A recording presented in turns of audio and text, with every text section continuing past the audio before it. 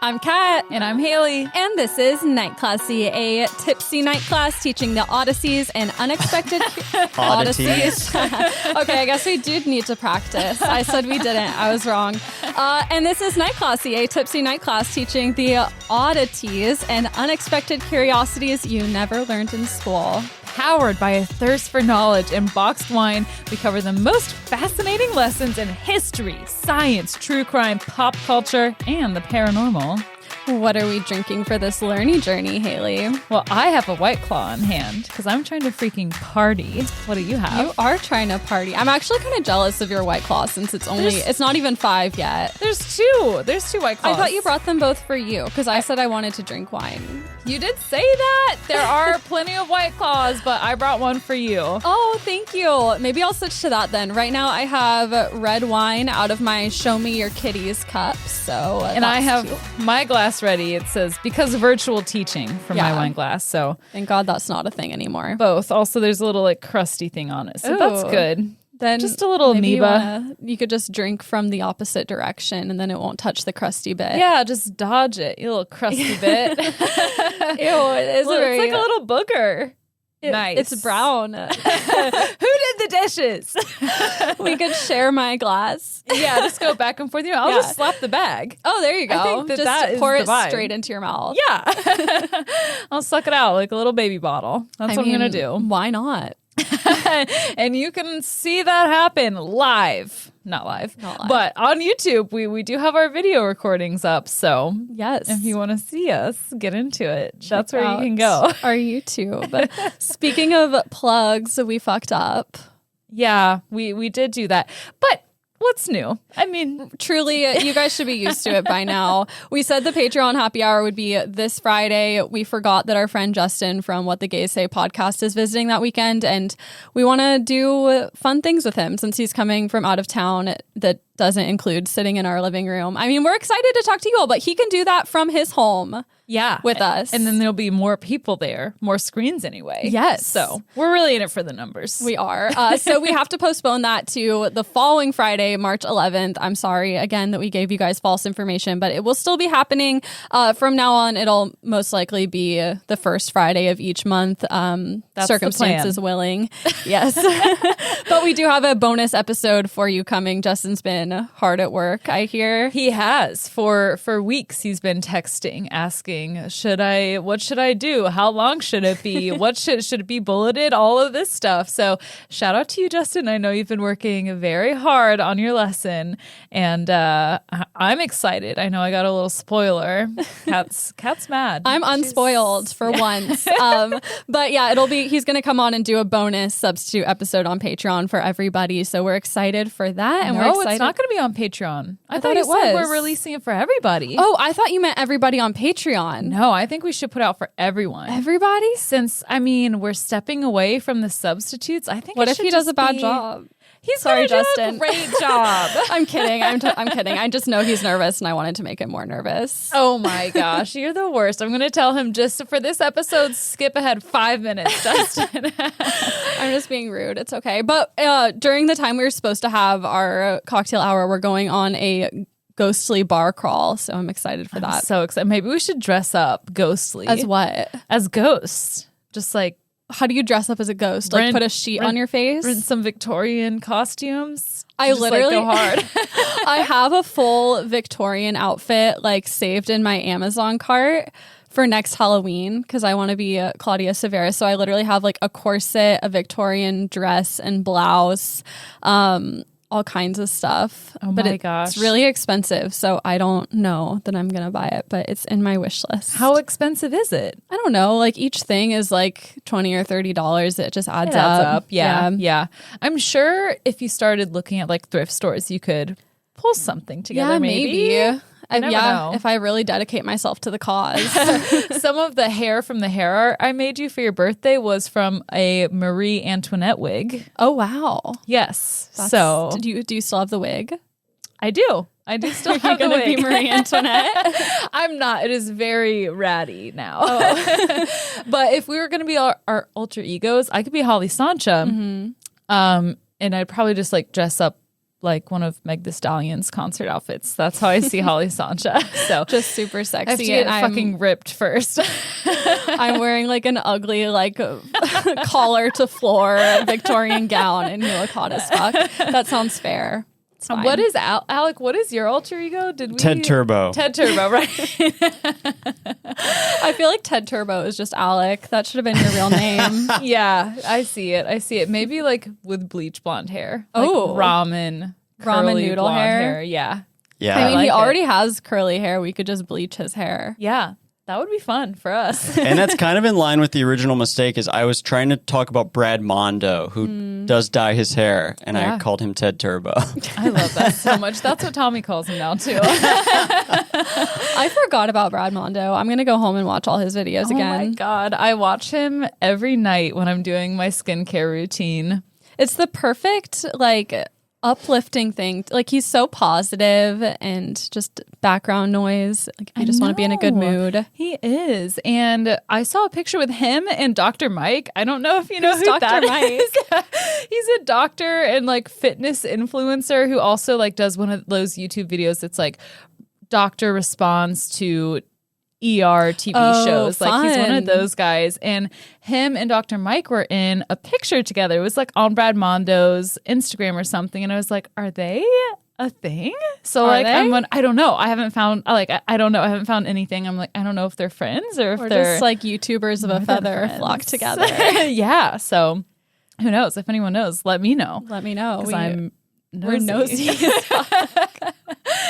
It will not change my life at all. Actually, no, it would make me very happy. It would be life changing.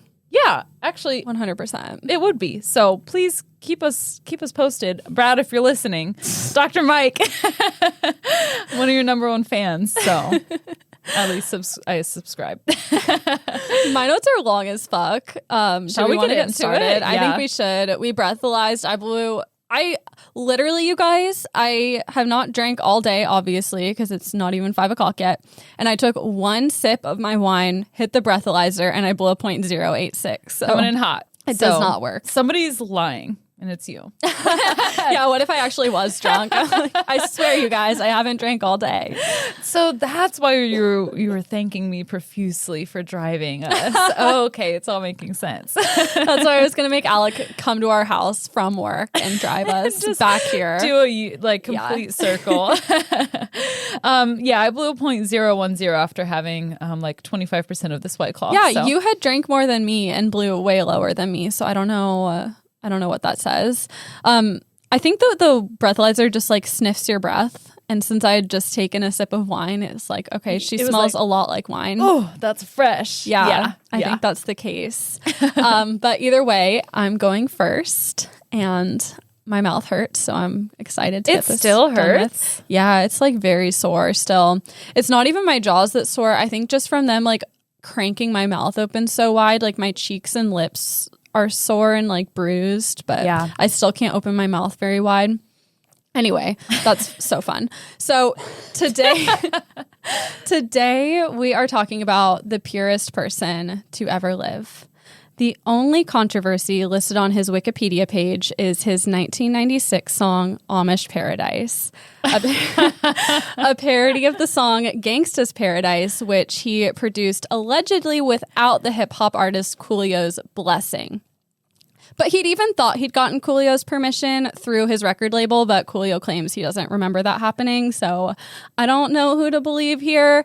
Coolio was upset, but he accepted royalties from the song and never took legal action. And then years later, in an interview in 2014, Coolio admitted his regret for what went down, stating, quote, "I was being cocky and shit and being stupid, and I was wrong, and I should have embraced that shit and went with it." And he went on to say that the song was actually, quote, "funny as shit." So he even apologized for being upset. He's right. That song is funny as shit. It's a certified banger. It reached number 53 on the Billboard Top 100, and the album it was on, Bad Hair Day, was number 14 on the Billboard 200. Yes, today we are talking about parody artist, 5-time Grammy Award winner, 6-time platinum record holder, and American treasure, Weird Al Yankovic. Oh my God, I fucking love Weird Al Yankovic. Me too. I feel like everyone our generation went through a phase when we first got on YouTube Yes. where all we did was watch his music videos. Yes, when I discovered him, I showed my dad. I was like, look at this. And he's like, Hayley. Yeah, he's been making music since the 80s. Yeah. Yeah, I was obsessed. Yeah. I think I watched every music video that he put out multiple times when I Same. first discovered him. I memorized all the songs. Like, I knew his songs before I knew the actual songs that he was parodying. yeah, same. And he inspired me. My cousin and I's favorite thing to do was make parodies of songs and make our own music videos and put them on YouTube, inspired by Weird Al. Are these videos still out there? I'm sure they're somewhere. Do you know the song by the Jonas Brothers, Don't Put My Heart on a Shelf? No. Okay, well, it's a song. And my grandma, as I think I've mentioned on this podcast before, collects animal bones. So my cousin and I wrote a song called Don't Put My Bones on a Shelf. And we like just filmed my grandma's like bone shelf. And then like we're holding the bones and dancing with them. And we made a whole parody song. And it's somewhere on YouTube. I don't know where to find it. Amara, if you're listening, tell me where I can find it. Yes, please do. I would like to see that very much so. And here you are putting bones on a shelf as I a grown know. woman. I really did. I Yikes. memorialized our possum, put him on the shelf. Yeah, younger you would be ashamed. Yeah, younger me was terrified of those bones. They were in the kids' bedroom where we used to sleep when we'd go to my grandma's house. And I was so scared of them that I made her, she had to like cover them with a sheet every time it was time for bed. So I didn't have to look at them. I would be the same way too. Yeah. It's like, okay, there's aggressive parenting, there's gentle parenting, and then there's passive aggressive parenting. And that's putting bones on a shelf and making that the kid room. She didn't mean it to be like scary, but I was the kind of child, like I loved animals so much that if I went into a place that had like taxidermy, I would start crying. Like if I saw roadkill on the street, I would start crying. So the bones, even though I knew that she didn't kill them, they like still made me really sad and uncomfortable. Yeah. And how old were you when you went vegetarian? Like 2? 2, yeah. So there you have it. It's in your blood. Yeah, I'm a big fat pussy. Anyway, Weird Al was born Alfred Matthew Yankovic in Downey, California in 1959. He was raised in Linwood, California, which is a working class suburb of LA, right near Compton. His parents were Nick Yankovic and Mary Elizabeth Yankovic, and Alfred was their only child. So they were obsessed with him. His father was of Serbian descent, but he was from Kansas City, Kansas, and he served as a medic in World War II. He was, by all accounts, a jovial and humorous man who believed that the key to success was doing whatever makes you happy. Oh. His mother was a stenographer from Kentucky. She was shy, quiet, serious, and loved her son. What is a stenographer?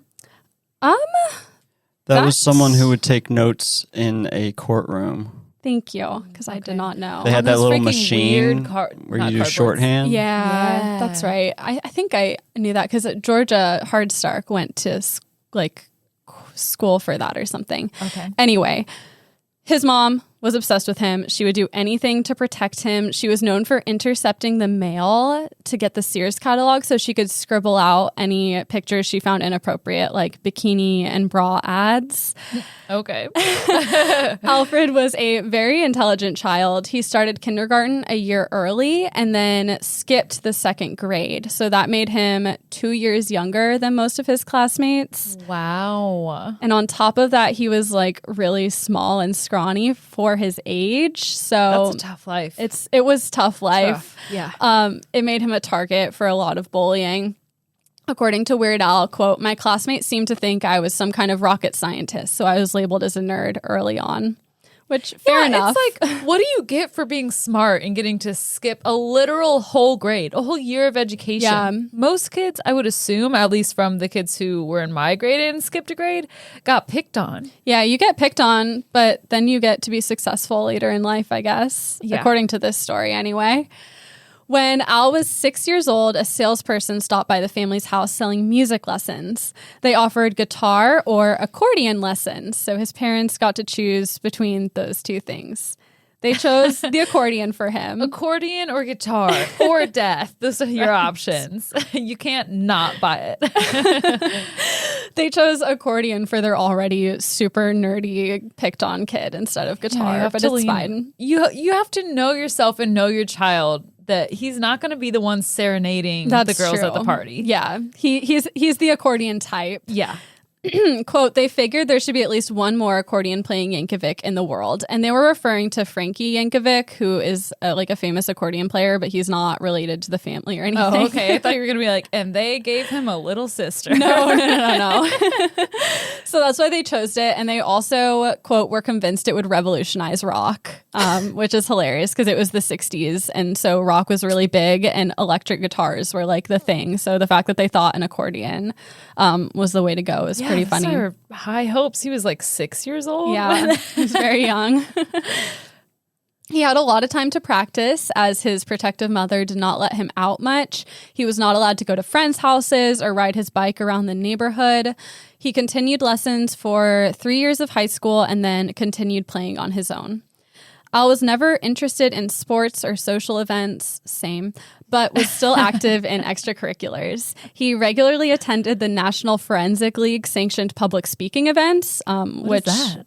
I think it sounds like the Forensic League like went and did like lectures. Just like practice. He joined it or like no, listened to he them? watched the public speaking events. Oh, okay. I think there wasn't a lot of That's information cool. about that, so that sounds cool. He also participated in drama club. He worked for his high school yearbook where he wrote most of the captions, and he attended the Volcano Worshippers Club. What? According to him, the club did, quote, absolutely nothing and was started, quote, just to get another picture of ourselves in the yearbook. So he scammed the system. Wow. Yeah, I love that. Volcano Worshippers. That's a strong name. I know. I'm kind of like surprised back then that like nobody got upset about that, you know, because it sounds a little it seems like you'd be satanic. Like, yeah, either that or it's like we're going to subscribe to ancient Aztec, you know, how Right. they, like, you know, sacrificing people.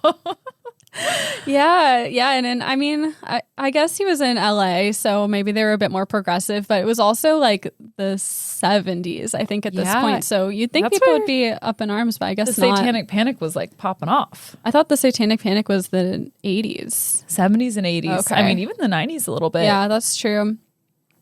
Alfred never went to dances or parties. He never had a girlfriend, and his parents never taught him about sex. They only said, quote, stay away from women. They have diseases and stuff. Don't have sex or you'll die. Exactly. His mother would sometimes even spy on him in gym class with binoculars to make sure he wasn't getting bullied. What? What is she going to do? She's making it worse. Okay. Yeah, she really is. I You mean, can't be checking out your son in gym class. it was over for him the day he was born. Like he was just destined to be a nerd, and he embraced it. He's made a career out of that. Yeah, So he has. Good for him. Yeah. Jesus. in 1975, Alfred graduated as valedictorian. He was 16 years old when he graduated, and he set off to California Polytechnic State University to study architecture. This was 4 hours away from his family home, and he was like, okay, I'm gonna like redo my persona. I'm gonna have friends. I'm gonna go by Al instead of Alfred. He was still a nerd in high school. But his name was Al. His name was Al. That's the difference. Yes, Your namesake means everything. it does. But then people started making fun of him, calling him Weird Al. That So, worked out too. That did work out. Yeah, they gave him a huge gift. Yeah, that just goes to show anytime anyone makes fun of you, just affirm everything they're Yeah. saying and lean into Just it. They'll have no idea what to do. Embrace it. Exactly. That's the way to fight back. Let's see. So in high school, Al was really He was really into this radio DJ called Dr. Demento.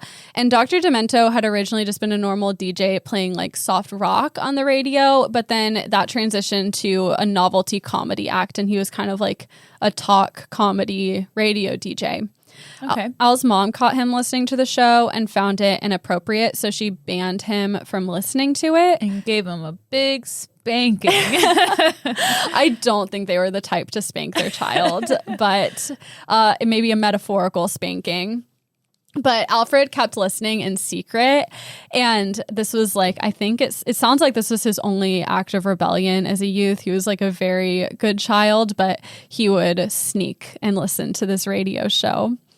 In 1976, Dr. Demento came to speak at Al's college, and Al, 16 at the time, took this opportunity to pass him his mixtape. It was and it was a literal like mixtape at this time. It was a homemade tape of parody songs that Al had recorded in his bedroom with his accordion. What? Okay, keep going. The first song on the tape was called Belvedere Cruisin' and was about the Yankovic family's Plymouth Belvedere. Demento actually really liked it and decided to play it on the radio. Wow. I know. He's later quoted saying, quote, Belvedere Cruisin' might not have been the very best song I've ever heard, but it had some clever lines. There you go. That's your start. You just have to have the gusto. Right. To get in there. Yeah. Right? It's so cool that he grew up like idolizing this DJ and then it's like something actually came from him handing him his mixtape. Yeah. And you know what? I think we're probably within the last generation who's actually going to know what a mixtape even is. Because think about like our younger siblings. I know. Would they even know what that means? I had a dream that someone tried to give me a CD and I looked at them and I was like, what the fuck am I going to do with this? The only thing that are on CDs, I feel like at this point, are like malware. Yeah. If anyone gives you a CD, you're definitely going to have to disinfect your computer. Did you ever have a tape player as a kid? A tape player? Yeah. I had one too. And then my mom used to babysit this kid named Joshua, and he was not very nice, and he ripped all the tape out of all my tapes, and I couldn't get it back in, and it was very sad. A little bit. I know. Oh my God. I think he's fine now. I don't know. We lost touch, but he was a little bitch as a kid sometimes. Yeah, you kind of have to lose touch with people like that. You've got to know yourself and know your worth. Again, people. I think he was like my uncle's godson or something. My uncle was like somehow close to his family, so I don't know if I still have ties to him somehow. I don't want to be talking shit. We were all little shits as kids, but yeah, we were. Yeah. I just feel like it's a lot of people have these weird distant relationships. So you're like, I used to hang out with that person as a kid and everyone was weird. So it's like, what did I do that was weird? I was a weird kid. So I do not want to throw stones in glass houses right now, but at least I never like ruined anyone's toy. Yeah. Okay. Anyway, Al also regularly played at open mics at coffee houses. These places I mean, if you've ever been to an open mic at a coffee house, it's like a lot of folk and soft rock, a lot of acoustic guitars. And then Al would get on stage with his accordion and play comedy parody songs with his friend from the dorms who played the bongos. So it was a change of mood. Okay. All right. Speaking of the dorms, Al didn't really fit in there. He was an outcast. The other students made fun of him, would play mean pranks on him, and they gave him the nickname Weird Al. He didn't have many friends in the dorms, and he tended to wear the same outfit every day. He wore a striped shirt, a bucket hat, and flip-flops, even when it was raining. No, not the flip-flops. Oh, my God. Oh, my God. He was such a nerd. In college, had a Tinder date set up with this guy, and I never met him before, and I saw him on campus. I was late coming back from class, and I saw him on campus, and he was wearing jeans and flip-flops. No. And I ghosted him. I didn't even tell him, my dad always wears jeans and flip-flops. I feel like that's a dad move. It is a dad move, and I don't mean to shame anyone for what they wear, but I'm just not into it. No, jeans and flip-flops is not something you do before the age of 45. Yeah. And this kid was 19. Not okay. Unacceptable. At all. I missed out on ice cream that night. I think you made the right choice. I think so too. I'm very pleased and happy with where I ended up. Good. During his second year of college, Al got a job as a radio DJ at the university's radio station, and he adopted the name Weird Al as his professional persona. In 1979, right before his senior year of college, the song My Sharona by the Knacks was charting. Weird Al took his accordion across the hall from the radio studio to the bathroom because it had good acoustics, and there he recorded the parody My Baloney. He sent it to Dr. Demento, who played it on the radio, and people loved it. Weird Al managed to meet the Knacks after they played a show at his college and introduced himself as the author of My Baloney. All these people are going to his college and performing. He went to college in California in the 70s, so they're just there. The lead singer loved the song and brought it to the attention of... did I say that he introduced himself as the author of My Baloney? I think I did. Yeah. Sorry for interrupting. You're fine. they loved it and brought it to the attention of Capitol Records, who agreed to release it as a single and gave Weird Al a 6-month recording contract. Wow. Yeah. Okay. In 1980, Weird Al appeared on the Dr. Demento show to play his newest song, Another One Rides the Bus, a parody of Queen's Another One Bites the Dust. Have you heard that song? Yes. That was one of my favorites. Me too. It became a hit, but sadly, Weird Al's recording label, TK Records, went bankrupt just 2 weeks after the song's release, and he never got paid. Ouch. Yeah. He could have saved them. I know, pretty much. Things were still looking up, though. In 1981, Weird Al went on tour as the opening act for Dr. Demento's stage show. So this Dr. Demento guy is like really acting as his mentor and can pretty much be credited for his career. Like he put him on the map, essentially. Yeah, he gave him a chance. And I have to just put this out there. Every time you say Dr. Demento, I think of pimento cheese. Oh, and that's just what I think of. I'm so hungry. So good, right? I want Can we get pimento cheese? Yes, we can get pimento cheese. I don't even really like pimento cheese that much, but I'm just really hungry. Oh, we'll get whatever cheese you want. I can bought get the good crackers. Or actually, I didn't buy. I asked Alec to buy mozzarella sticks yesterday, so we have Oh, those. it's been so I know. long. Our favorite. So he's on tour with Dr. Demento and opening for him, essentially. During a show in Phoenix, Arizona, he was discovered by band manager Jay Levy. Jay loved him. He went right up to him and asked Yankovic if he wanted to make a career out of music, and he said, "Yes, I do." It was settled. Jay held an audition for a full band for Yankovic, and within days, he was touring as the opening act for the rock band Missing Persons. Oh my God. The way that things just have like lined up for him is crazy. I mean, I guess he had to put up with a lot of shit up until he was like 16. He did, but it's like he's always like at the right place at the right time. Like he never really sought out a recording label. These people are just finding him. He's just that good. I think like some of the articles I was reading, it talked about how he's just like a natural performer and he has just the face for what he does. Like the way he can like open his eyes super wide and like his mouth. He can move his face in such intriguing ways. Did he always have the long curly hair? No, he didn't. And we'll talk about it. Okay, cool. But yeah, he's just a natural star. In 1982, Weird Al released I Love Rocky Road, which is a parody of Joan Jett's cover of I Love Rock and Roll. Like Rocky Road ice cream? Yeah. It says, "Baby, I love Rocky Road, so you weren't gonna buy a half-gallon baby." It goes on from there. I'm not going to read the whole thing. It was a hit and it charted in the top 40. It's so surprising to me somehow, even though I know how good these songs are, that parody songs do so well. Yeah. For some reason, specifically Weird Al's parody songs. I can't think of a single other parody artist. Yeah, it seems like it would be such a niche thing, but it's like you already know the beat and how it goes, and it's funny to hear what people think of for these lyrics. Yeah, they're super fun, and I mean, it is weird though that so many of his songs like are in top 40s, and so many of his albums went platinum. Because, yeah, it is so niche and strange. And it's not something you'd think about getting, like, played on the radio and on MTV and stuff. Yeah, because it is weird. It is weird. In 1983, he released his first album.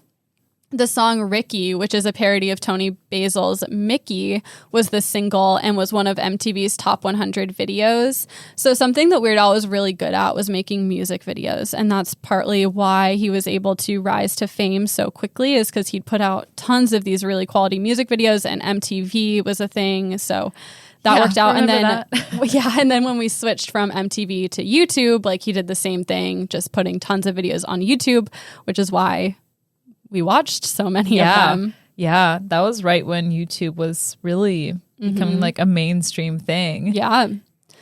This was when Yankovic finally felt ready to quit his job as a mailroom clerk and do music full time.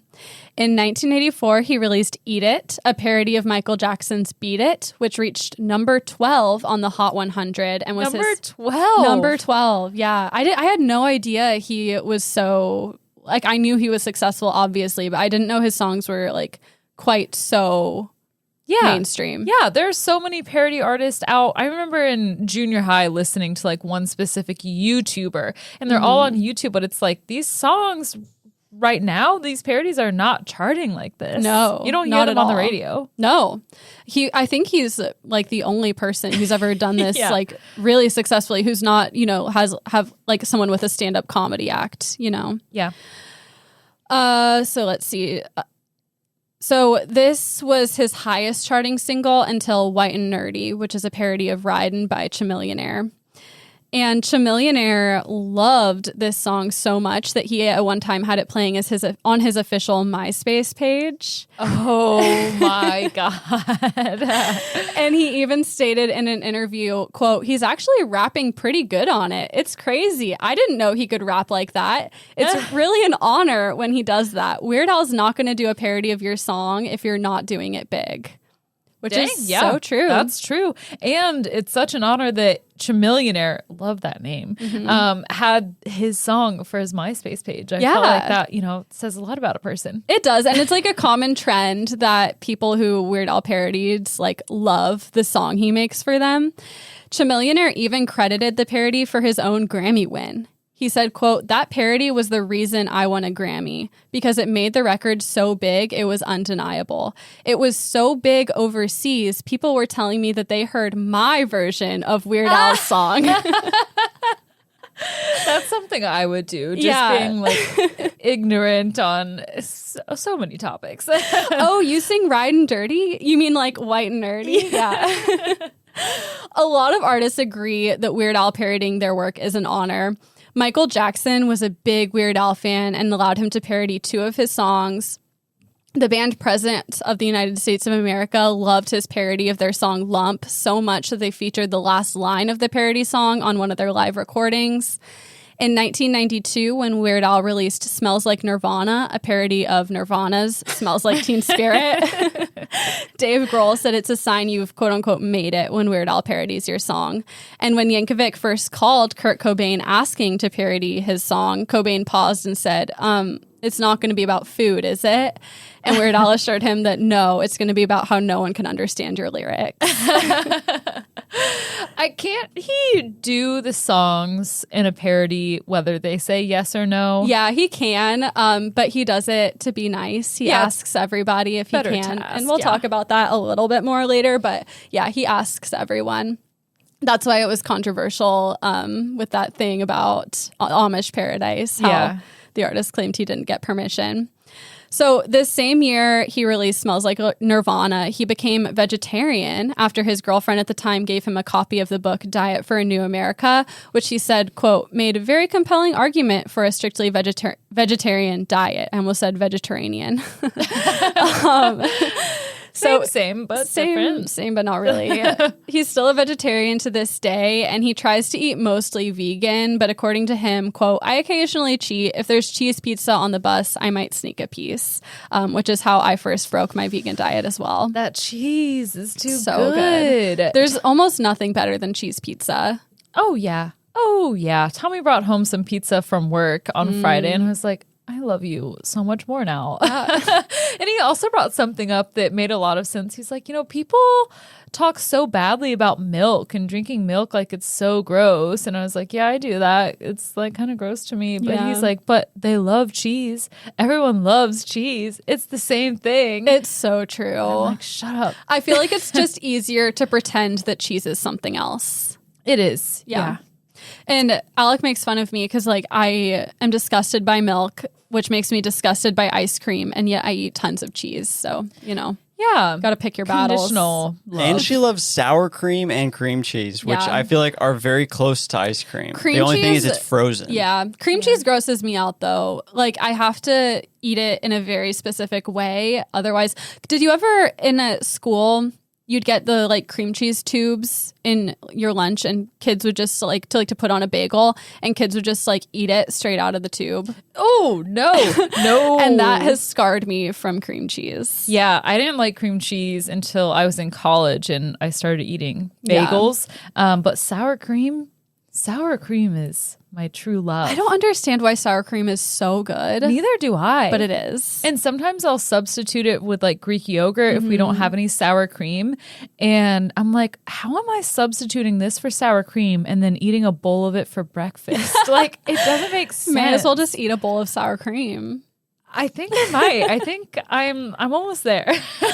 Alec and I have a tacos to make in our every plate today, and it'll have sour cream, and I'm excited. Our chicken bowl has sour cream. I'm Yum. freaking pumped. We should make like a sour cream sauce for mozzarella sticks. Have them tomorrow night. Ooh. With Bachelor. Put some like sriracha in there or something. Sriracha sour cream?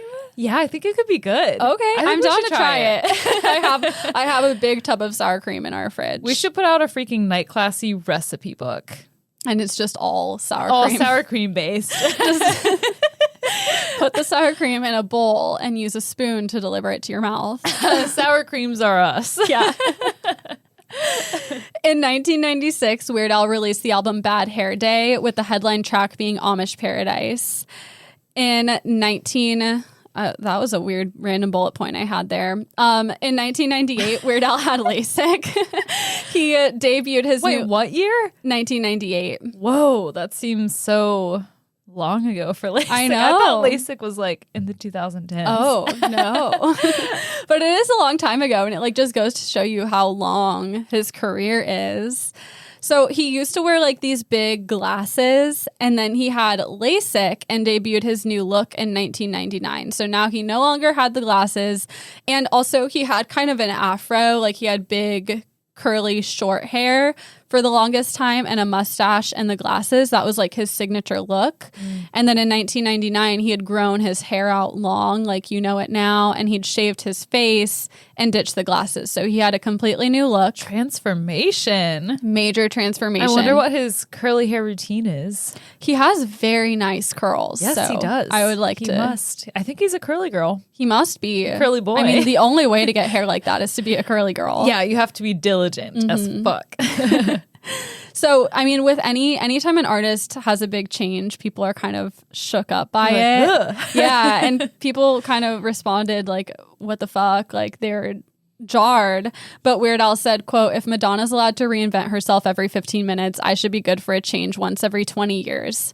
Fair enough. Shortly after his makeover in 2001, Weird Al met his wife, who was a 20th Century Fox marketing executive named Susanna Krajewski. I tried practicing saying her name earlier. It won't make a difference to me. Krajewski. There you go. And in 2003, the couple welcomed their only child, Nina. The family now lives in a picturesque Los Angeles mansion. It's so beautiful and tastefully decorated that it's often rented out for film and photo shoots. So the family says that they'll just be watching TV sometimes and then see their house. Wow. Yeah. So they must be elsewhere sometimes too, like not at home. They probably travel a lot and just like rent out their house to, photo shoots and stuff. Yeah. And like it's not what you'd expect from Weird Al. Like it's just like a very like nicely decorated. It's not like campy or garish at all. It's like a normal house. I imagine it to be very weird almost, His like public persona and who he really is very different. A friend of Weird Al's claims that he's even seen it in pornography. Seen their living room in porn, to which Weird Al says, quote, I'll take your word for it. He's very much he's very prude. He does not watch porn. Despite his charismatic and wild stage persona, Weird Al is known by his friends and colleagues to be polite, shy, private, and introverted. Yeah, I could see that based on how he was raised. Definitely, and like the kind of kid he was. Yeah. He has a reputation in Hollywood as being just an incredibly nice person. Everyone who's met him just raves about him.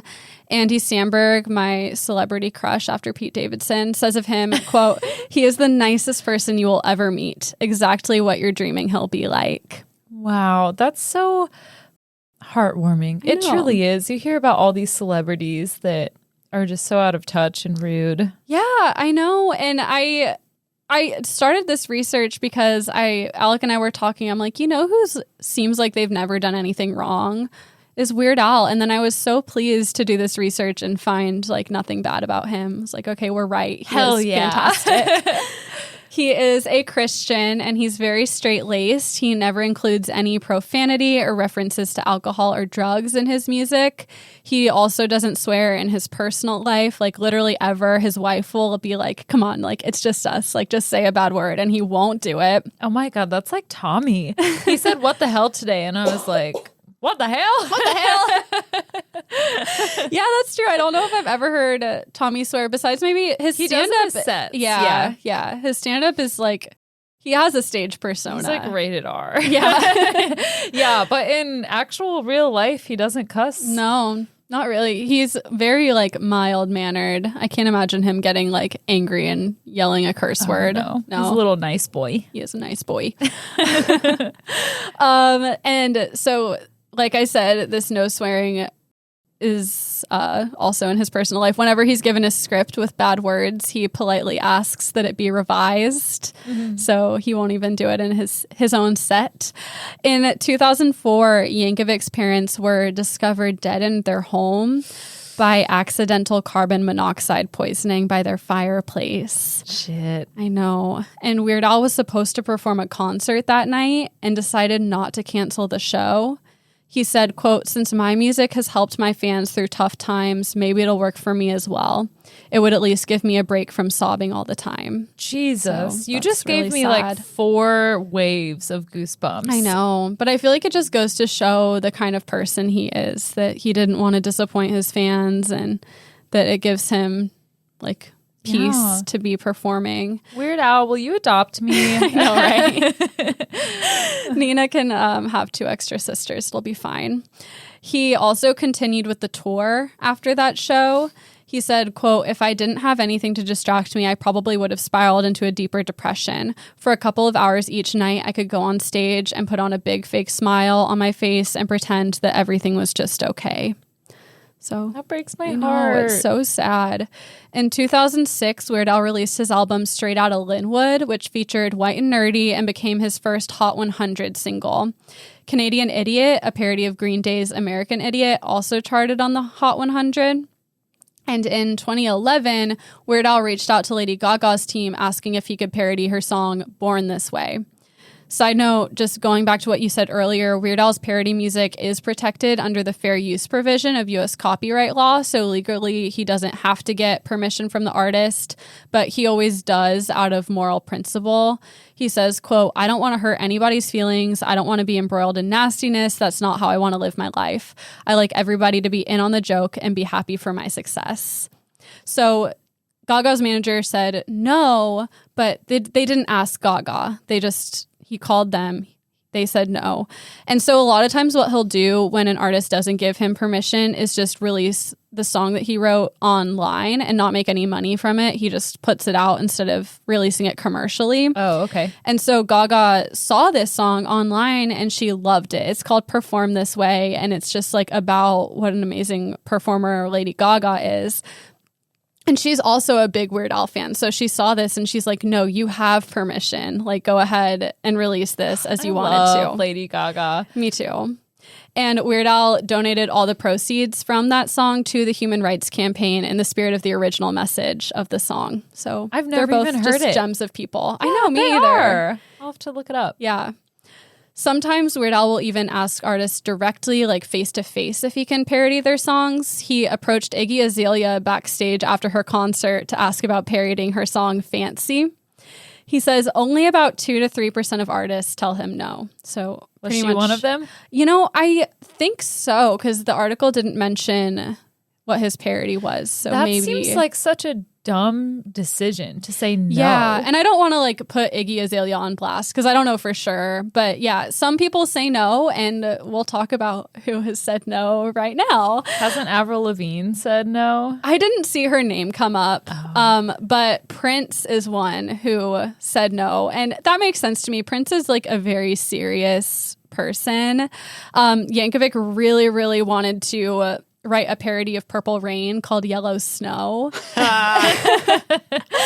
And he would approach Prince every couple of years to, quote, see if he'd lightened up, but he always told him no. And he just decided not to ever release it online. Yeah, I don't think he ever did. He was just respecting Prince's wishes. Yeah, Prince is big enough. Yeah, I wouldn't want to go against Prince. Yeah. I wouldn't want Prince to be upset with me. There is a line. Yeah. And it is royalty. Paul McCartney is another who denied permission. Weird Al wanted to record a parody of Live and Let Die titled Chicken Pot Pie. But McCartney is a vegetarian and really passionate about being vegetarian. So he, quote, didn't want a parody that condoned the consumption of animal flesh, which I feel like that's a pretty good reason to say no if you're going to say no. Weird Al's like, I'm with you, though. Yeah, he's a vegetarian, too. So Paul McCartney suggested changing the name of the parody to Tofu Pot Pie.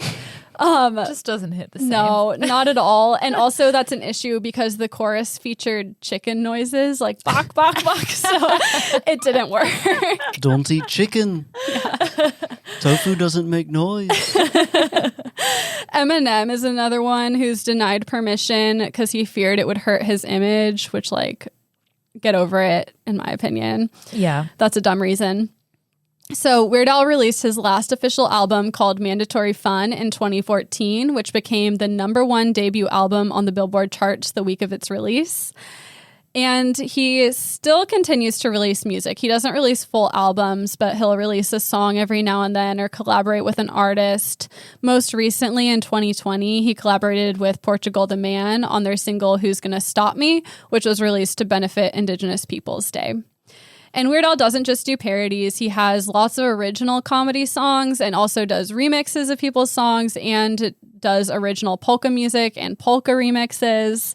My gosh, you've reignited my love for Weird Al Yankovic. That's all I'm listening to this week, hands down. Alec and I were listening to him while we were cooking, I think 2 days ago, and it was so much fun. It's just so good. And a lot of his original comedy songs, like not parodies, are really fucking funny. So I bet they are. He's a freaking genius. He is a certified genius. Weird Al, he's also the sole writer of all his songs. He never has any ghostwriters or asks for any help. And, quote, for legal and personal reasons, he does not accept parody suggestions from fans. Weird Al describes his concerts as, quote, a rock and comedy multimedia extravaganza. They feature his classic and contemporary hits, video clips, multiple costume changes, and more. So he goes hard in the paint for his concerts. Is he still touring? I don't know. Probably not the last few years with the pandemic, but I think he does tour like every once in a while. Outside of a global pandemic. Yes. So people typically show up for Weird Al shows in Weird Al cosplay. We need to go. I know. It sounds so fun. I read an article that talked about their experience going to one of these shows, and it sounded like a blast. People wear Hawaiian shirts. They sometimes wear glasses. They curl their hair. They wear fake mustaches. It just sounds really fun. Weird Al has, of course, a prominent place in the pop culture zeitgeist. So many people, including ourselves, spent hours as a child on YouTube laughing at his music videos. He's had cameos on 30 Rock, The Simpsons, Naked Gun, Wet Hot American Summer, and Drunk History, as well as, of course, more. He's inspired other amazing artists. Andy Samberg grew up having Weird Al dance parties with his family. Lin-Manuel Miranda credits Weird Al as an influence for Hamilton. Wow. Yeah. Oh, wow. He's even said, quote, Weird Al is a perfectionist, every bit as much as Michael Jackson or Kurt Cobain or Madonna or any artist he's ever spoofed. And that's really true. Weird Al has an extremely detailed writing process and carefully chooses each and every word for his songs. He often comes up with dozens of possibilities for each line before settling on the perfect one. When writing White and Nerdy, he listed 35 possible rhymes for the word geek. Oh. He says when he's writing, he sometimes goes into a sort of trance that he calls the zombie phase, but that's just because he's so deep in his thoughts trying to come up with the perfect song. Yeah. First, I go into the zombie phase. Second, I rhyme. A lot. Third, I hit the top charts. Easy. Weird Al has a great relationship with his fans, and he's always been dedicated to giving them validation and providing a safe space. Anyone who's gone to a meet and greet with Weird Al just raves about the experience. He's very, very open and kind to his fans. His career has spanned 4 decades, and he's the 3rd artist to ever have a top 40 single in every decade since 1980, along with Michael Jackson and Madonna. He is sincerely an amazing artist, performer, and all-around person, and we are lucky to have him. So freaking lucky. Now I'm going to go on a Weird Al Yankovic bender. Me too. I'm going to continue. Yeah. The vast majority, pretty much all my information came from the Weird Al Yankovic Wikipedia page. It's very comprehensive. The rest came from a New York Times article called The Weirdly Enduring Appeal of Weird Al Yankovic by Sam Anderson. And that was my lesson. Wow. Great lesson. Thank you. Thank you for that. Well, we will be right back. Yes. This episode is sponsored by BetterHelp. Without a healthy mind, being truly happy and at peace is hard. The good news is therapy works. But what is therapy exactly? It's whatever you want it to be. Maybe you're not feeling motivated right now and would like some tools to help. Or maybe you're feeling insecure in relationships or at work, not dealing well with stress. Whatever you need, it's time to stop being ashamed of normal human struggles and start feeling better, because you deserve to be happy. And now you don't have to worry about finding an in-person therapist near you to help. BetterHelp is customized online therapy that offers video, phone, and even live chat sessions with your therapist. So you don't have to see anyone on camera if you don't want to. It's much more affordable than in-person therapy, and you can start communicating with your therapist in under 48 hours. Join the millions of people who are seeing what online therapy is really about. It's always a good time to invest in yourself because you are your greatest asset. And special offer tonight, classy listeners, you can get 10% off your first month of professional therapy at betterhelp.com/classy. That's betterhelp.com/classy. Thanks again to BetterHelp for sponsoring this episode. Welcome back to this Learny Journey. Hello. Halfway there. Hello. How are you? I'm good. How are you? Oh, I'm good. I'm good. Good. My hands got a little sweaty. I don't know why. no. I've got some clammy hands Are you right nervous? now. I'm a little nervous. Your adrenaline I is think flowing? So. I'm like pumped with adrenaline. Yeah. It's like I haven't done this 102 times. Jesus. 100. Yeah. That's when you so put it like crazy. that, it's a lot of crazy. It's a lot of times. That's a lot of essays we've essentially written. I have so many Google Docs. So many. It's like I'm gonna have to up my Google account, you know, like the storage. Do you have to up that? I thought you could have as many as you wanted. I've had this Google account since I was in 6th grade. You were making Google Docs in 6th grade? You have some cap on the storage. Like I already paid $2 per month to have a certain amount of storage because I was at like 99% like last year. Me too. I guess I don't have as many Google Docs as I thought I did. Yeah, I did not know that was a thing. Yeah, well, we can both have a lot of Google Docs. Okay. Just has you have more weight when I say it. I guess so. Okay. Well, let's get into this Google Doc.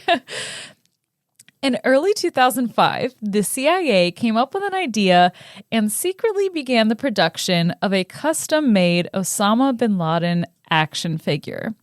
According to the Washington Post, quote, the face of the action figure was painted with a heat-dissolving material designed to peel off and reveal a red-faced bin Laden who looked like a demon with piercing green eyes and black facial markings.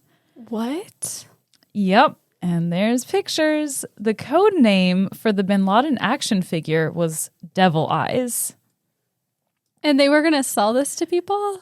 And then you'd get put on a list? Oh, no. Is that the game plan? No, that's not the game plan. They weren't going to sell it. They were going to... Oh, God. He looks like Darth Maul. Yeah, he does. They were going to give it away. And the CIA even reached out for help from the former Hasbro executive, Donald Levine, who created the original G.I. Joe toy in 1964. and he helped them make this action figure. He had connections to manufacturing plants in China, and it was like a full go. They made the Osama bin Laden action figure. Like, as a fun thing to do? They did it to hand out to children and families in like Pakistan. Oh no. To create goodwill with the US, like, oh, we're giving you a toy, and to also counter his influence over those people. They're like, here's a toy, Osama bin Laden's the devil. So you get this toy and you don't know it has a demon face under it, or do you? I think they probably advertised it that way, because it's not like the US is just going to be like, here's an action figure for Osama bin Laden. I'm picturing this as like a tool to like scare children away from like liking him. Like, oh my God, it turned into a demon. I didn't know it was going to do this. Yeah, that's exactly what it was, but not for like kids in the US. Yeah. Yeah. So oh my God. That's what it was. What the fuck? Whose idea was this? This is the worst idea I've ever heard in my life. Well, the CIA has had a lot of ideas, and That's the jury is still out on how many of these toys were actually made and They delivered. actually made them? Oh, yeah. I guess I'm looking at a picture of yeah. one, so I can't act surprised. But They actually and they made them. distributed them? Some sources say hundreds were distributed. Oh my God. Other sources, like this guy from the CIA, came out and he was like, this was in like 2014 or something like that. And he was like, okay, we did commission the Bin Laden figurines, but we abandoned the project because, you know, we just decided not to do it Because after it's the prototypes were developed. Psychotic? Because it's psychotic. Yeah. But I mean, a lot of sources say that they were given out to kids and families. So Imagine if Pakistan made one of these with like George Donald Bush. Trump or George Bush. Yeah, that'd be more accurate for the times. And I apologize, everyone. My allergies are going crazy, so I'm going to be blotting my nose a little bit so I'm not sniffling. So if I pause at all. Would it be? It would be Afghanistan, right? Or is it they were giving them out where? I think Afghanistan, and because there were two Pakistan? countries, and for Okay. some reason I don't know write it enough down. about that whole conflict. I really should educate myself. Me too. Yeah. Me too. Either way, Osama bin Laden, these action figures are not the first and not the last of these imaginative CIA inventions. So today, I'd like to take us on a learning journey to understand more about what the CIA is and explore the unorthodox inventions they've created over time. I'm scared. I don't know if you know this about me, but ever since I watched The Americans, I've been low-key, it's been an ongoing obsession, just spies, overarching to spies in general. I guess you have talked about spies recently. I have. The Americans has become one of my favorite shows. And if you don't know, it's a fictional scenario, but it's based off of these Russian spies that were in the United States in like the early 2000s, which is a lesson I'll do eventually, but there's just so much. But the show is based on that, but it's set during the Cold War. And it's this Russian couple that comes to America and they pose as Americans and they have kids and it's this whole complicated thing. So I could never be a spy. I know that. I could never either. They're freaking badasses, though. The CIA is a little bit different than the FBI. It's focused on international security, their main concerns being terrorism, weapons of mass destruction, knowing what dangers or political upheavals are happening around the world, aka espionage, and currently, in more modern times, cyber intelligence. The CIA was created in 1947 when Harry S. Truman signed off on the National Security Act, which was kind of fast-forwarded after the attack on Pearl Harbor. The agency is known for using its creativity and its, muscle to manipulate people and nations as necessary.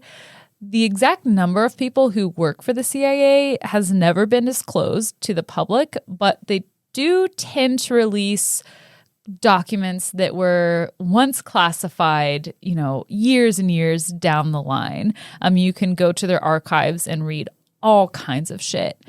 To join the CIA, you must be at least 18 years old, but most people who get hired tend to be between 26 to 35 years old. So still pretty young. Still pretty young. Yeah, you have to be able to like run and do push-ups and stuff.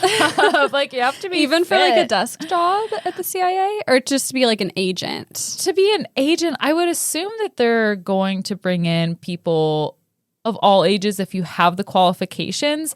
But for agents, I think you have to be able to do physical So stuff. are they like international police officers essentially? Like I'm confused. I honestly don't really know what the CIA does for the United States, but people can be stationed all over the world, and they are. So it's like the FBI is more national security. The CIA is like big picture. Okay. Does that make any more sense? Yeah. Okay. I just don't understand why they have to do push-ups. I feel bad for them. That's also like I watched a whole video that broke down the difference between the FBI and the CIA. Yeah. And the FBI, they have to do that too. Yeah, and they're like more like cops. Yeah. At least from watching like Silence of the Lambs, I'm like, okay, they're cops. They have to go through like a 3-month training as well. And it's, they're really intense. The CIA just tends to have similar qualifications, but also different. They're more gauged to being able to get along internationally and live in different countries. So you have to have a university degree. You have to be able to speak at least 2 languages. It's definitely a plus if you can speak multiple. You're going to be more likely to get hired. I'd be like, I speak one. Can I go to like England? Yeah. You surely don't have enough CIA agents in London. Right. I can check out the theater for you. I can make sure nothing's going on in the pubs. I can drink some tea, eat some chips. It'll be a good time. Investigate the royal family. There you go. Make me a princess. Right. We never undercover. Did we really get to the bottom of Princess Diana's death? No. I don't think so. I'm the woman for the job. I was born in 1997. The same year she died, so was I. I'm qualified. So well, I'm speaking as you. I don't want to be a spy. You can be a spy. I thought you wanted to be. I'm just obsessed with them. Okay, and their badassery. It's like I love Meg the Stallion. I could never be her though. That's why my alter ego is like inspired. Yeah, you just like the things you could never be. Yeah. Yeah. I'm a big daydreamer. Okay. Yeah. Yeah, that's where I'm at. To be in the CIA, you have to be willing to move to Washington, D.C., and you have to complete multiple security checks, medical evaluations, including a full-on background investigation, a polygraph interview, which those are not accurate, a physical and psychological examination, and you cannot associate with any of their social media. If you're trying to get hired by the CIA, they say directly from their website, I quote, "For your security, if you are interested or have applied to a job at CIA, do not follow us on social media." Basically, you can't interact with their accounts at all. You have to be a good little spy and act like the CIA doesn't exist. Are they all spies? They're not all spies. Okay. There are desk jobs. There are like behavior analysts and things like that.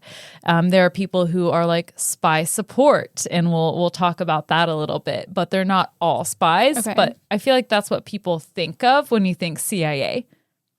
There are a lot of spies. Okay. They're not all spies, but there's a lot of spies. There's a lot of them. Okay. Yeah. So that's very short spark notes about what the CIA is. And now I'm just going to go through some of their most interesting inventions. Now, this was going to be one of my list bitches, our new Patreon show, but I was like, this is too extensive. This is going to be too long.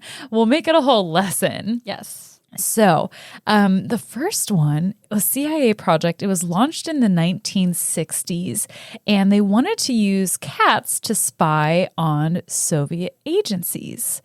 So they launched Operation Acoustic Kitty. And in an hour-long procedure, they had this veterinarian implant a microphone into the cat's ear canal and a small radio transmitter at the base of its skull with a thin wire going through into like under its fur, so under its skin and like up its tail. The tail is the antenna. Oh my God. Yeah, there's a picture of it on the next slide. We'll post these. Were the cats to Instagram. okay? The cats were okay. Yeah, they were okay from the surgery. Oh, no.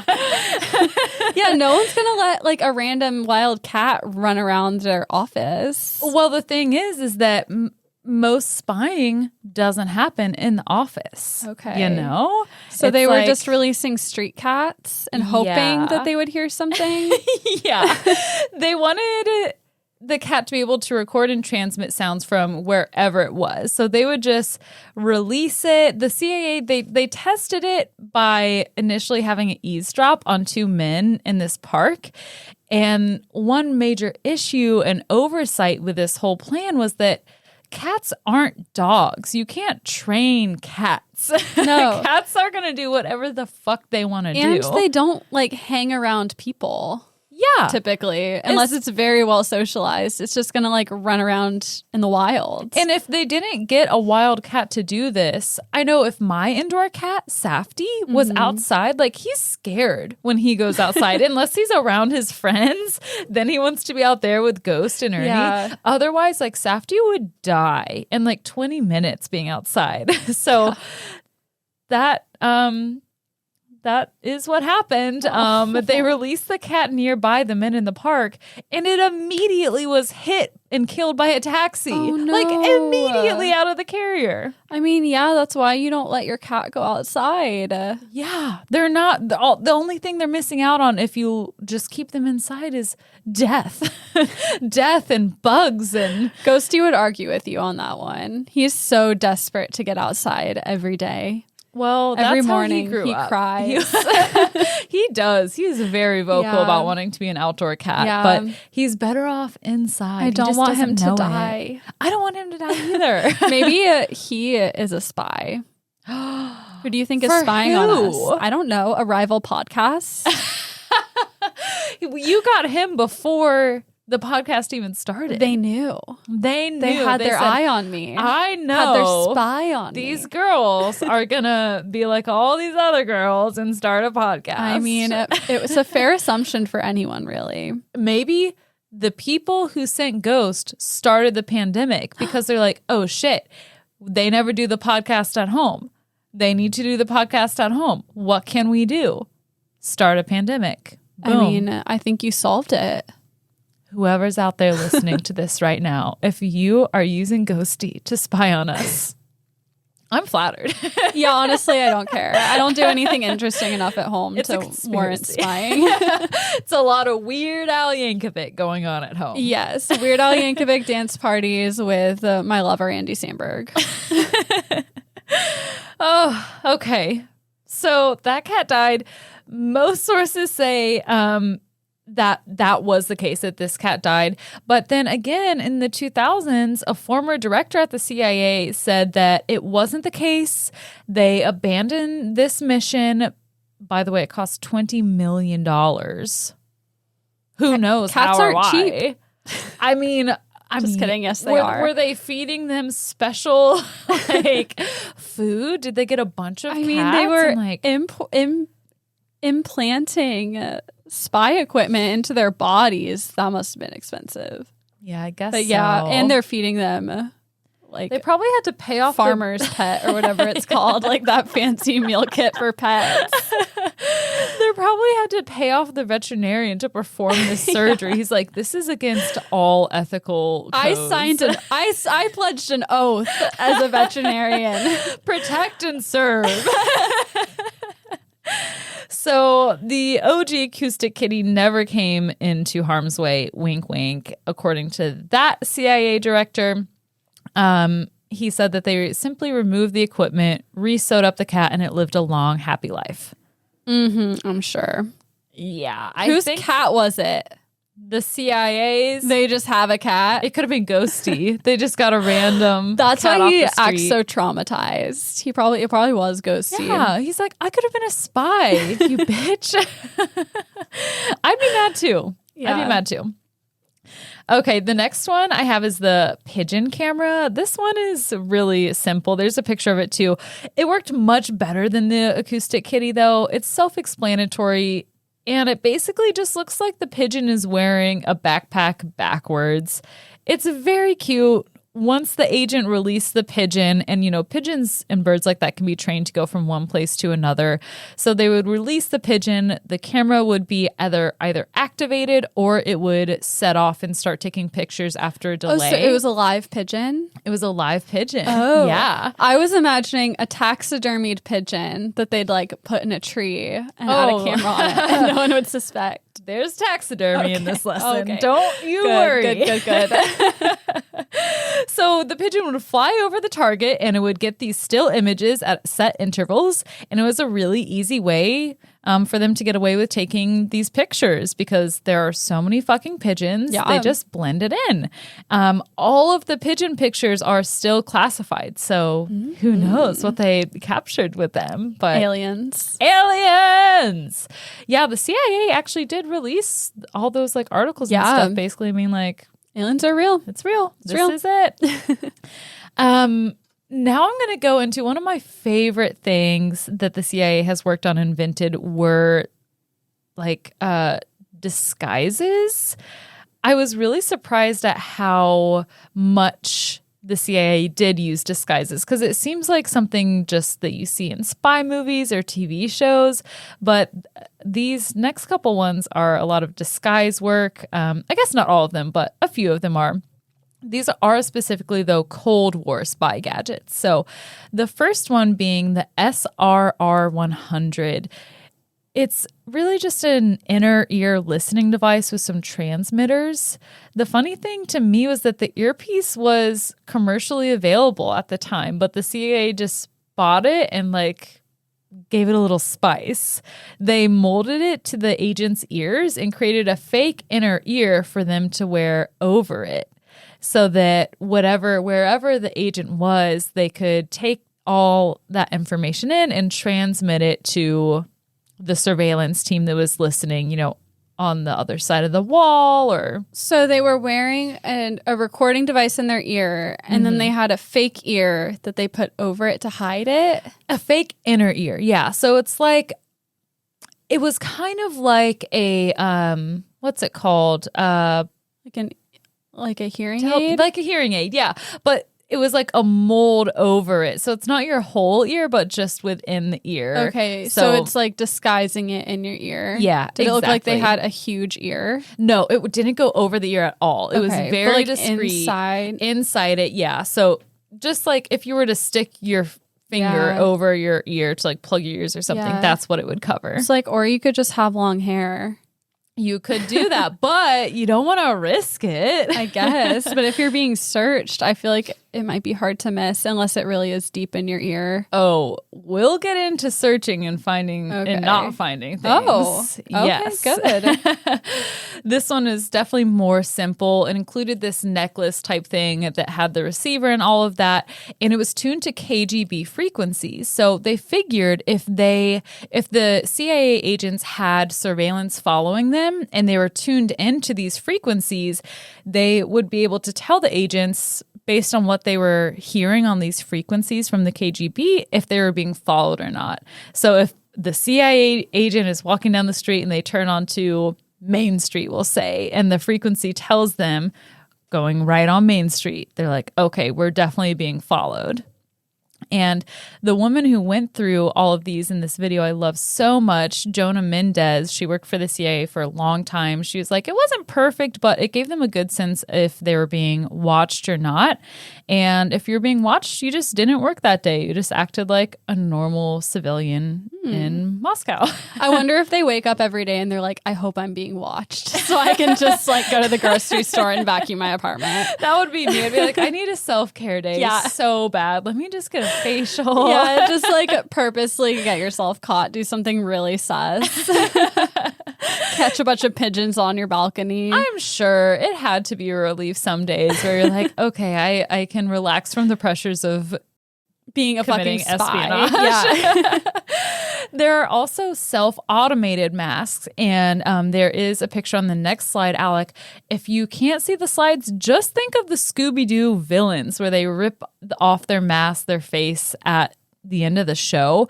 They're molded to the agents' faces and allow the agents to change multiple facets of how they look within a matter of seconds. Agents could get into a car, slip on their automated mask, and exit the car being a completely different person to any surveillance following them. And another tricky thing that they had to work with a lot when developing these masks was that it had to be very thin material and easy to stow away because they had to be able to just shove it under their armpit and get off with, in disguise or out of disguise. So they apparently use those quite often. You can see this woman transforms into an old man. It's very realistic. Yeah. It is. Yeah. And it's all one piece. Maybe not the glasses for that, but maybe. And could they like talk and have facial expressions with it? Yeah. Wow. Yeah. Maybe not perfect facial expressions, but yeah, it just like formed right onto your face, and that was that. Yeah. Does it have like an adhesive for like your eyelids and stuff? Like, does it? No, it had to be 5 seconds. They put it on, and it had to be. So it's probably more for, like you said, security cameras. I doubt you could have like a face-to-face conversation wearing this mask and the person not be suspicious. Yeah, it's more so what she made it seem like for getting away. If you feel like surveillance is really about to close in on you, if you're able to tuck away for just a second and pull it over and confuse them. Okay, that makes sense. Yeah. Face-to-face stuff is much more drastic measures. Mm-hmm. And maybe its seams aren't even at the eyelids and that it's doing something different. I don't know. I was just imagining like your eyes being inset of like a mask and how unhuman that would look, and like that wouldn't fool anybody. But yeah. Mm-hmm. I'm not sure, and I'm sure a lot of them were different, and they used lots of different disguises, so that's just one of them. Pretty crazy, though. Yeah. The next one we have is called Lying Doggo. So this tool was used hand in hand along with masks sometimes, but sometimes just on its own. So Operation Lying Doggo happened when one CIA agent couple was in the United States and they were assigned to move to Moscow. But before they left, the CIA department, whoever their manager was, director, they told this couple to buy a very large dog to take with them. So they're like, okay, I'd love to have a dog. Sounds good. And they asked them to bring their dog in to their wig maker. And their wig maker essentially makes this massive dog blanket that mimics the fur of their dog. And it was large enough to completely cover the backseat of their car, just like their dog. It was a massive dog. I think it was like a doodle of some sort, something like that. And so when the blanket was covering something or someone in the backseat of the CIA couple's car, it just looked like their dog. So when they were in Moscow, the couple would leave the embassy with their dog all the time. It was a pattern that they created going in and out of the embassy so that the Russian security right outside the embassy would get used to seeing this couple with their dog all the time. And then once they felt that they had set this pattern enough, they would start sneaking people in and out of the embassy just by covering it with this dog blanket. They're like, why does it no longer want to eat this puppuccino that I'm giving it through the car window? That What's dog wrong is with him? He's sick. so tired. Yeah, we need to get him to the veterinarian, but not the cat veterinarian. At least not at the CIA office. Yeah, stay far away. Never trust the CIA veterinarian or the workers. I just don't trust the CIA. No, stay away. I guess is the deal. At least if you're a cat. Yeah. Oh my God, these poor animals. And I just thought it was funny that it was called Lying Doggo because it was like lying both ways. Next up, we have the Jack in the Box. I like this one a lot. So when an agent had to leave the embassy to go on a mission, they would typically be followed by a surveillance team. Like it didn't matter if you were CIA or not. If you were leaving the U.S. embassy during the Cold War in Moscow, your ass was getting followed. So in order to get away from them, they developed this inflatable device that was in this little like box and was all squished in, but inside of it was like when you released it and pulled this button or pulled the trigger, basically, a blow-up doll blew up and inflated from this box. So the CIA agents would bring this inflatable doll in this tiny little box with them. And the CIA agent and the driver would go down a predetermined path and they would turn right 2 times to kind of distance themselves from the surveillance team on them. And then they would disconnect their brake lights. As soon as that was done and they made sure their surveillance team wasn't right behind them, the CIA agent, the passenger, would hop out of the car and the driver would deploy the jack-in-the-boxes for himself and the passenger as they both are like barrel rolling out of this car. And the car would keep going because it had reached a certain velocity, and the CIA agents would escape and the surveillance team would roll around the corner to find the car they were following as it seemingly was still going down the street as it had the 2 torsos or the image of having 2 people in the car and it was still rolling down as they, ran down the alley and got away so that they could go. And the go. car would just go like careening down into who knows what. Oh my God. Sure would. Yep. That's dangerous. Everything they do is dangerous. Okay. It is dangerous. You're right. Maybe that's how the cat got killed. It was a CIA taxi. There was nobody in the car. It was 2 cats. They were driving the car. That must have been it. Next up, dead rats. The CIA determined that pretty much nobody in any country was going to go out of their way to touch a dead rat or even suspect it of espionage. So they picked up a bunch of dead rats around the city, took them to the taxidermist, and had them hollowed out and Velcroed their stomachs closed. So their stomachs were hollow and they could Velcro close. It's very progressive of them to take already dead rats and not kill their own rats. It is, right? It has to look realistic. There is a picture of one of their dead rat espionage things. Okay, no. That's a pet rat that they killed. No. It's Snow White. That is not a street rat. I think it is. I think do not they think could it have is. cleaned it up. His stomach looks pretty dusty. It's gray. It's gray underneath. I don't think street rats are white, are they? I don't know why they wouldn't be. I don't know. I feel like everyone I've seen is like gray. Maybe they cleaned him up, gave it a little bath, had a proper vigil, and then also taxidermied. it doesn't really look like it got killed. Like it's very stiff looking. It looks like a taxidermied rat. It doesn't look like a dead rat you'd see squished on the street. That's true. Are you going to risk it though? If you're a spy and you see a dead rat, are you going to be like, I think there's questions and messages in there? No, but it does look sus. Like, why not pick a squished rat? Yeah, it doesn't look right. No. I think there's just something about the way taxidermy things look. Yeah, There's a that's true. vibe. That's a taxidermy vibe. Yeah, I this see one those glass definitely eyes. does. I see your mouth crooked open. Yeah, he's very stiff looking, but it was super successful. They put all kinds of shit in those rats all over the city. Questions, money, old jewelry, and they dipped them in Tabasco sauce before setting them out so that other animals wouldn't take their dead that's rats. smart. Yeah, the CIA agents are very smart. They try a lot of shit, though. I'll tell you that. They get quite creative. One of their creative inventions being born out of their concern about the possibility of their agents getting found out and having to face the other side of the KGB face to face. So they wanted them to have tools with them and at least a chance to escape capture. So they created the false scrotum. The idea was the agents could stuff some tools into this false scrotum and put it over their real scrotum. Or just hire a female agent and put it up her real vagina.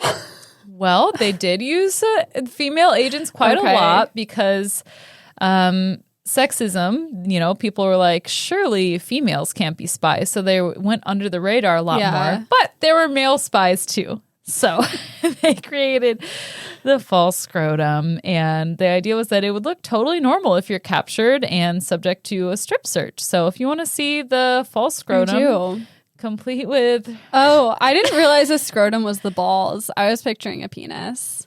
Oh my What? God. What? Are you serious? What? I don't thought that know. was just its nickname? Yeah, I just thought it was the whole thing. My God. Guys get so much shit for not wow. knowing female anatomy, and now this. Yeah, Okay. this I'm shocked I feel by, totally to be vindicated. honest. I don't know. I was just picturing a dick. No, it's But a scrotum, okay. but it's like, the dick can lay Yeah. over it. It looks normal. I mean, it probably looks bigger than it's supposed to.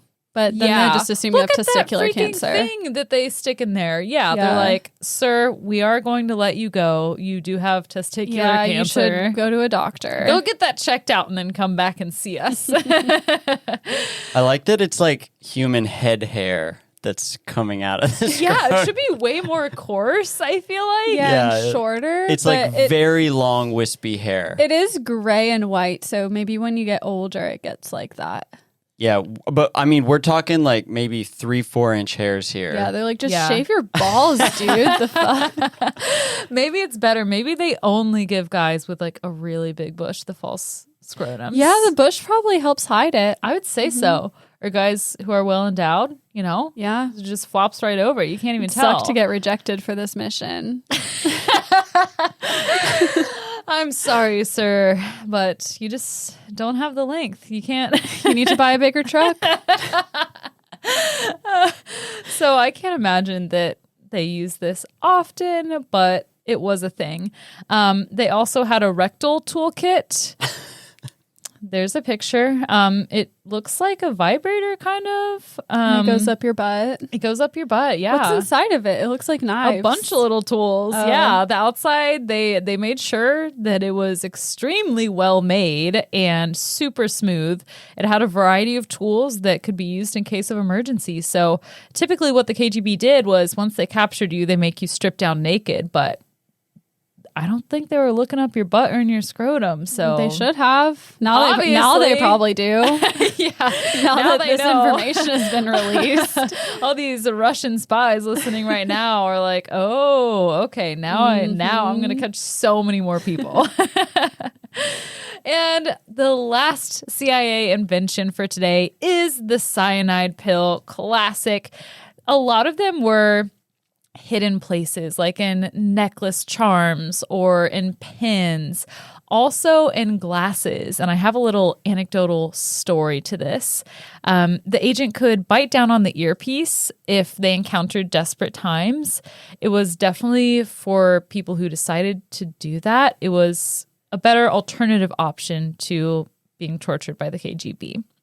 So one CIA agent by the name Trigon was arrested in his home one day.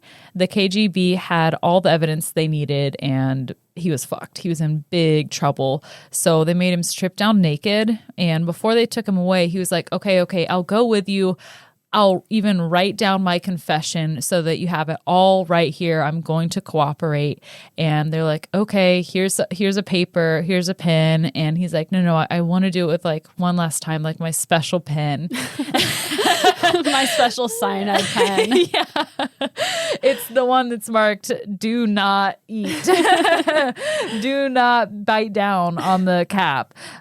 So they gave him a special pen. It had the cyanide capsule right in the cap. He bit down on it, and one of the KGB officers said he was dead before he even hit the floor. And that is what I've got. I know, kind of a somber way to end this lesson. Yeah, it was. I was ready to be like, that was fun. Well, that part wasn't fun, but the rest was. The rest of it makes being a spy seem all cyanide pills and cat surgery and taxidermy. It's not as glamorous as I thought it would be. I know. Based on that. It's not all like hot wigs and all that stuff. No, it's a lot of taxidermy. Yeah. What if he was like, I need my special pin, and they're like, okay, fine. He's like, it's actually my ass right now. He pulls it out, and it's one of those tiny little knives or whatever that stuff is. It looks like a wire clipper and a screwdriver and a bunch of blades. Yeah, maybe stuff to like opener. pick a lock. Yeah. Yeah. It's maybe an eccentric request, but I need to get the pin out of my ass to sign this document. Do you have any Indian food? It would really help me get this show on the road. Yeah, just give me a cold brew and a vape, and that pen will be out in no time. Should be less than 30 minutes. Yeah. Well, I have a lot of sources, so buckle up. The CIA hatched a plan to make a demon toy to counter Osama bin Laden's influence by Adam Goldman in the Washington Post. And here are some of the most bizarre ideas from the CIA by Peter Greer on Business Insider, the Wikipedia page for Acoustic Kitty. Former CIA chief of disguise breaks down Cold War spy gadgets on Wired's YouTube. LAD Bible, the CIA designed a fake scrotum to conceal an escape radio inside by Jake Massey. SpyMuseum.org, FBI versus CIA, how do they compare by the infographic show on YouTube, and CIA.gov. Thank you. You're welcome. That was so fun. Well, that's fun. I hope you all had fun. This was a good little learning journey. It was. Little learny wormies. Little learny wormies. Little night cats. Thank you all for listening. If you liked this, please remember to rate, review, and subscribe on Apple Podcasts and Spotify. Tell a friend, follow our socials, and check out our Patreon. There's fun stuff coming there. We love you. Thank you for listening. And 3, 2, 1, class dismissed. Wow, I just went with you on that one. I liked it. Oh, yeah, I liked it too. Do it more. We're diving together. Okay. So cute. Bye. Nice.